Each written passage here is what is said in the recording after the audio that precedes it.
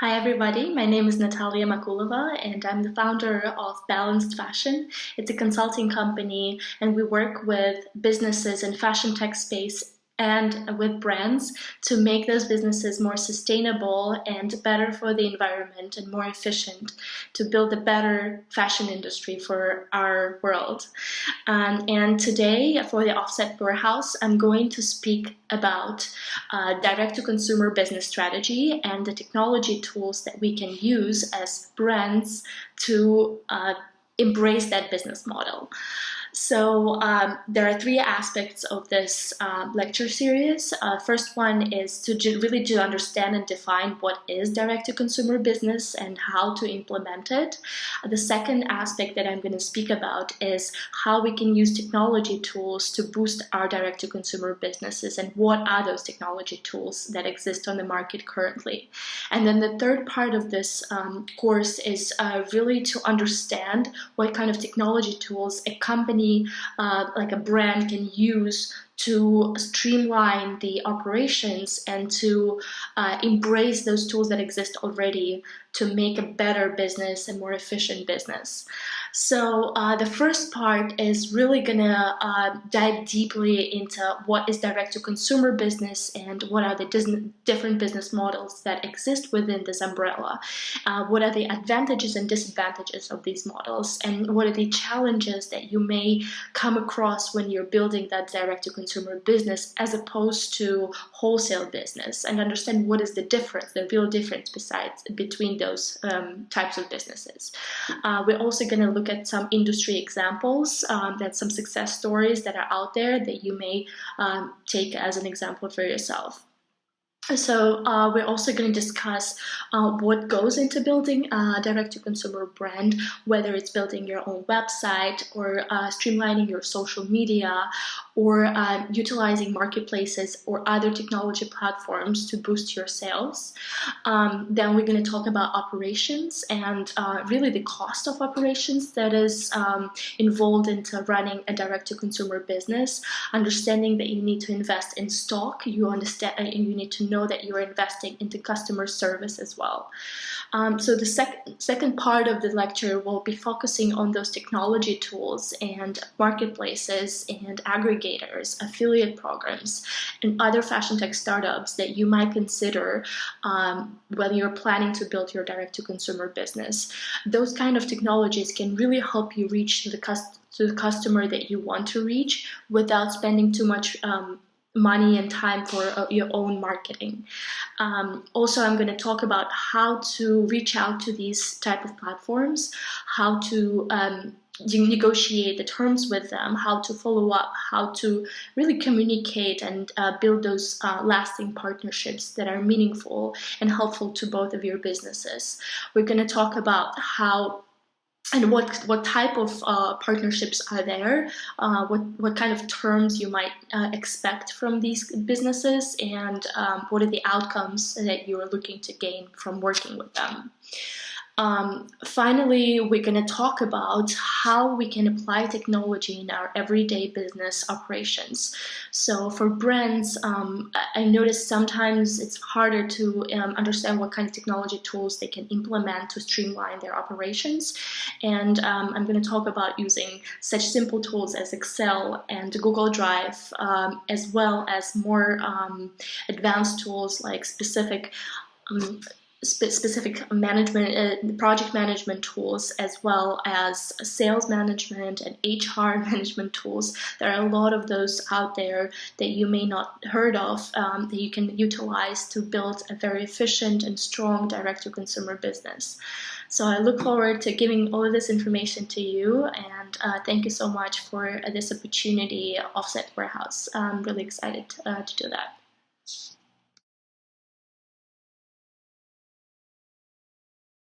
Hello. So today we're going to speak about a direct-to-consumer business strategy and implementation for fashion brands. So I wanted to start with the definition, what is direct-to-consumer business, and how does it really work? So direct-to-consumer is basically, as it sounds, it's selling directly to your consumers and avoiding any third-party resellers or those retailers that the fashion industry used to be working with. And really it entails a lot of moving parts and a lot of more operational expenses as opposed to a wholesale business. That includes, of course, stock planning, merchandise planning, design, development, production, marketing, and retail sales, of course. So everything that goes into managing a store, whether it's an e-commerce store or a brick and mortar store, as well as all the customer service and post-purchase experience that you need to provide as a retailer as well as the brand. So why go direct to consumer and why it's such a big trend these days in fashion? First of all, fashion industry has been wholesale for quite a long time, actually for over 100 years. And this model is no longer working as well as it used to. First of all, in my experience, being a consultant for 10 years and working with fashion brands, it's been very hard to first get your products into the stores and then to retain that customer, to retain that partnerships over the years. And also, when you work with bigger stores as a brand, you're usually being pushed by those big retailers to get discounts or better terms that work better for those retailers and not necessary for the brands. For example, late payments such as net 30 or 40 or 60 days after the product has been shipped to the store. It really is not working for brands anymore. They don't really want to eat the cost so much and not being able to connect to their customers as well as they could. And also, that lack of transparency is a big issue these days. Brands are not able to provide their customers with the information about where the product has been produced and how it's been made, by whom. And as I'm recording this, we are during the Fashion Revolution Week in April that really celebrates the transparency and encourages brands to be more transparent to their customers with the products they produce. Really, that's lacking when the model is wholesale, so that you lose that connection to the customer. So that's why brands are really interesting to kind of reestablish that connection with their customer and educate them on where their product is coming from. So again, a lot of reasons to go direct to consumers. Another advantages are cutting down the middleman. That's obvious. Gaining space for higher profit margin, so that your pricing, you're really under control of your pricing, because a lot of retailers have their markups anywhere from 2.5 to 3, and that's really it does require a lot of price bending for designers, and going direct to consumer, you can really set the prices where you want them to be and still have your profit margin that is higher than it would be if you went wholesale. Also, being competitive with your prices, knowing that your brand competition is not able to afford the pricing that you would be able to afford if you're selling it through your own website or other channels that are more direct.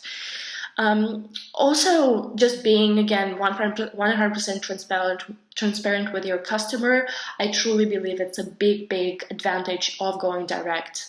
Another one is really have a clear branding and brand voice that you're providing to the customer, and having a very integral part of social media and also the website and your pop-up experience. And giving the chance to a customer to experience your brand from all those different aspects inside, and having that amazing overview of what your brand really stands for and what those products that you sell are, why they're meaningful to the customer.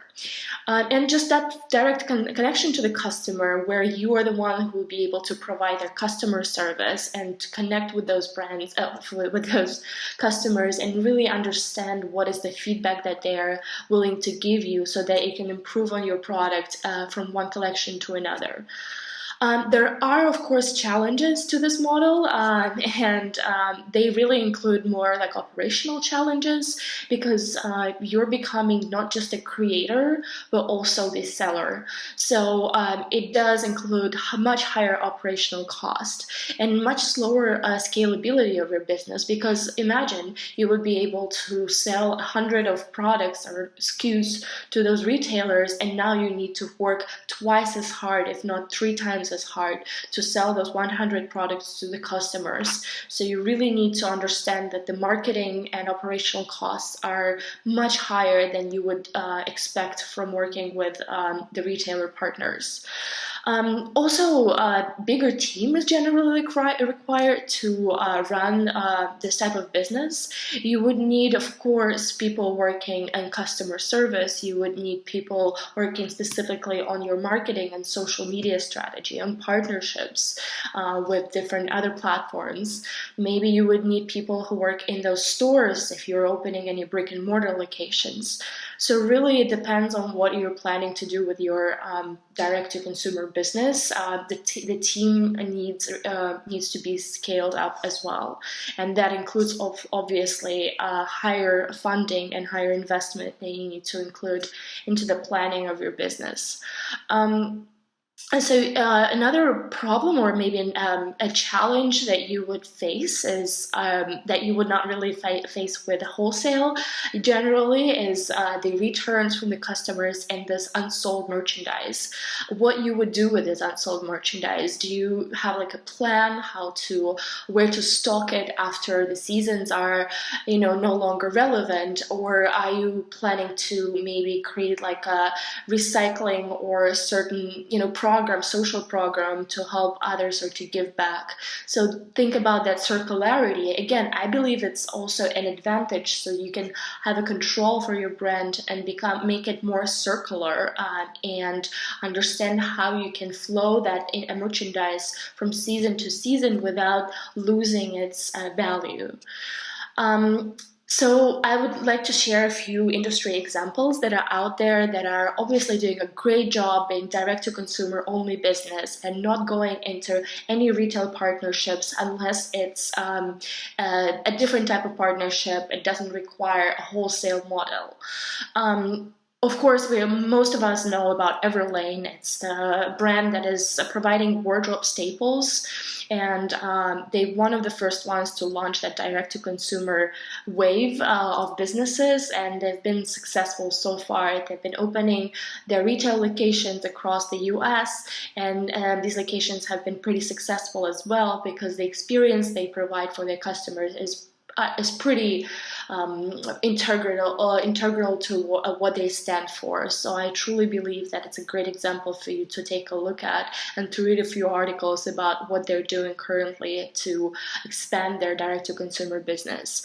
Also, most of us know about Warby Parker. It's the glasses brand, and one of the first people to start selling glasses online, those prescription glasses, and they also sell sunglasses. So those guys are doing a great job also with the social aspect of their direct-to-consumer businesses, because they give back to the community.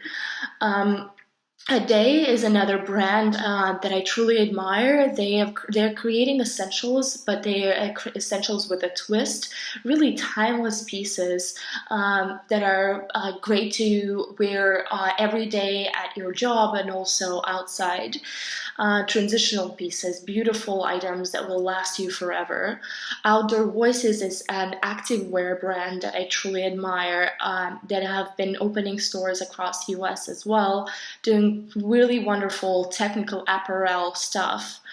All Year Round, or AYR, are a jeans company, a denim company that is doing pretty well. They're also an ethical company, ethically made.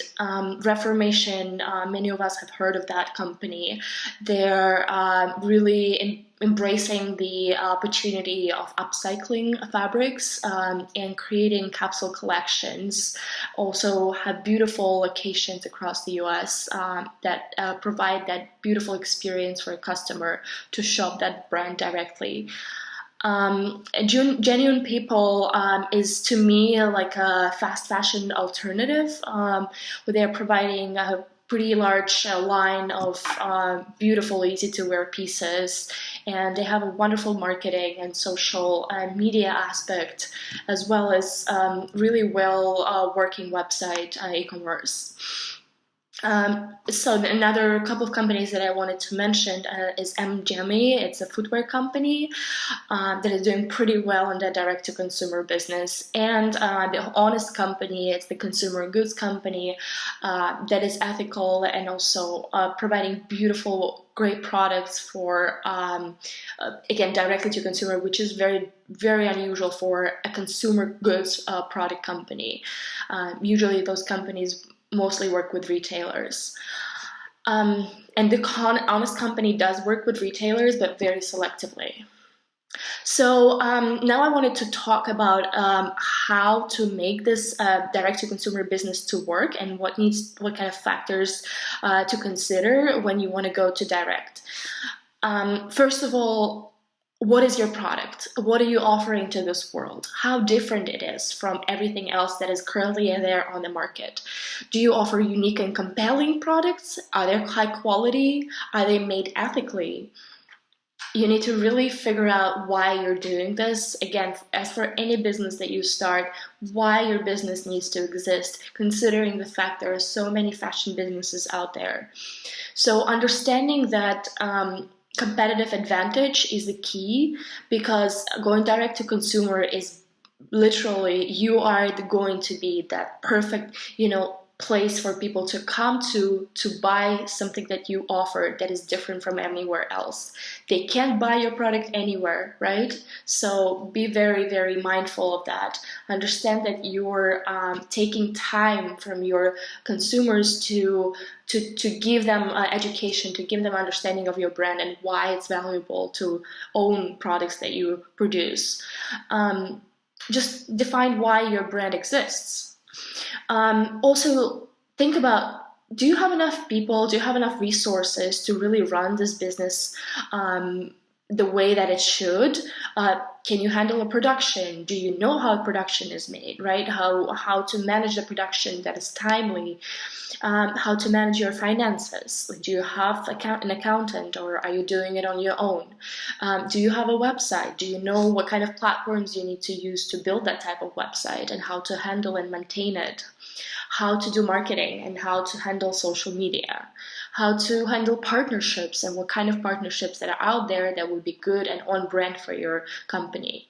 And what type of customer service do you provide? Is it good quality? Does it help retain customers? Also, a little bit more about funding. Understand, again, the investment that is required for direct-to-consumer brand is much higher than you would expect for a regular brand, the regular fashion brand. So think of really plan out how much money you need to run for a year for those 2-4 seasons, and understand how you're going to plan your stock and your marketing budget. So there are some very specific ways that you can start, building your direct-to-consumer business. First of all, very essential, start with building your e-commerce store. That's the first step that is must for any direct-to-consumer. If a customer wants to find you and to shop, then they would go online and look you up. So establishing your social media platforms and pushing social media content through these channels, and directing those customers to your website is the essential flow that you need to set up. Then, of course, Another option is to publish your products elsewhere, so use marketplaces or other fashion tech startups to help you boost the awareness of your product and brand to customers that might not find you elsewhere. And I'm going to talk about partnerships in my next part of this video series. And of course, maybe you would consider opening a physical store, one or several. It really requires so much more investment and operational costs than just running an e-commerce, but at the same time, it could provide an amazing exposure and a great connection to your customers. Maybe you want to consider a pop-up experience that will go during the fashion week, or for example, right now during the Fashion Revolution week, that pop-up experience that will educate your consumers about your product, and again, why that brand exists, why it needs to exist, and why you're offering something that is truly valuable. Through that pop-up experiences, people will be able to come in and truly connect with your product tangibly, and not just through looking on beautiful pictures online. I wanted to also talk a little bit about what operations exactly need to take place to build the business model that is direct to consumer. So first of all, streamlining production process is essential. You need to understand how much stock you need to produce and where it's going to be stored. You need to think about warehousing, and you need to think about how you're going to track the stock. What's the tracking process? What tools are you going to use for those tracking the products you're going to sell? And also essential to create a great quality photography for your website and for your social media. This is a must for every single brand, not only direct to consumer. Photography is the key, and investing in that, and really investing in the models, in the photographer, in the production, essential. So this is something that is gonna definitely take a lot of your time and effort, but it will definitely pay off in the future, because you're going to use the photography as a selling tool for the direct-to-consumer sales. Also, just managing the website, what you need to do to create a great quality website and upload products and maintain product catalog on it, and create great descriptions for those products. Maybe include some videos, maybe include some stories about why the product is created, by whom it was created, and a little bit of a story about the brand, of course, why a customer needs to connect to your brand, and who are you as a designer. Also, it's important to constantly update content on your social media. That might sound silly and essential, but many people forget that they need to constantly add new content in order to keep the customers coming back to your website, and not just send out one collection a season and then kind of expect that it's going to sell by itself. So really push your product every single week through social media and connect to your customer that way. So of course, you need to plan out your operations in terms of shipping and returns. So will your shipping going to be charged, the customer will be charged for your shipping cost, or you will eat the cost? Will the customer need to pay for the return, or you'll be able to provide a return label with a product? What is the packaging that you're going to use to provide the product to the customers?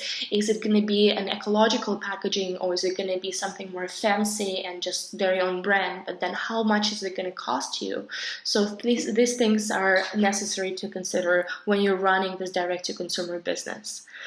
Also, understand that you need to also invest in marketing. Marketing costs can be high if you are not familiar of how to run the marketing strategy.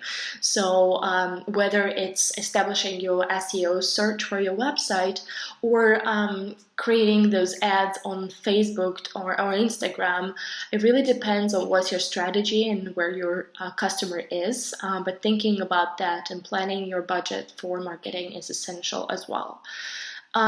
Providing excellent customer service. I cannot stress it enough, and I'm going to continue talking about that, because if you want to retain your customers, you need to provide excellent customer service that will make these customers feel like they're at home, that they're cared about, and that they're respected. So I'm going to include a couple of links to articles that will teach you how to manage your customer service and who will be the one providing customer service in your company, whether it's you, the founder, or you're going to hire an outsourced team to get the operations going on that. Also, so important to just constantly listen to your customers and get their feedback and iterate on your product. Provide better product each season. Provide product that your customer really wants and not what your design, ambition thinks and what the world needs, right? We're creating product that is being used by customers and not just a product that is out there, sits on the shelves and never goes to the customer's hands. So really understanding and iterating the process of creation is very, very important, especially when you lead a direct-to-consumer business. I just wanted to talk a little bit more about investing into the stock and how to plan that. So merchandise planning is a separate topic that I won't be able to go into deeply, but really understanding what kind of quantities that you're going to produce, like what are the sizes you're going to be also offering on your website, and maybe even considering a pre-order model. Like if you have sold out of a certain product, then instead of saying sold out, say pre-order, so that the customer want that product. They already paid maybe for that product, so you can produce it on demand for them. You will be able to figure out the production aspect of it once you get those products ordered. Is just understanding the customer demand is so important, especially when you're starting your brand. And maybe consider using crowdfunding for your project. If you're creating a very unique product that has never existed on the market, something that is maybe very technological, or maybe is just something very unique, then it will be very cool to use the crowdfunding services such as Indiegogo to just push that product to the market and get this retention for the customer early on and get that interest and get that feedback from the customer that you wouldn't get otherwise if you didn't launch some kind of crowdfunding campaign. And again, cannot stress enough, the investment in customer service is crucial. It needs to be high quality. It needs to be led by someone who has done that before, who have gone through training on how to talk with the customers.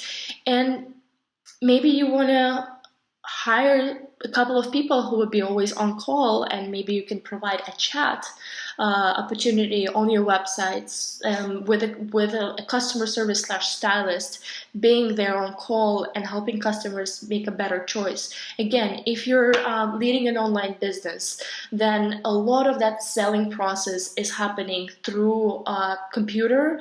So we really want to make sure that we're not losing that connection with the customers and providing as much knowledge and education to a customer as we can without having to sacrifice that, connection with the customer.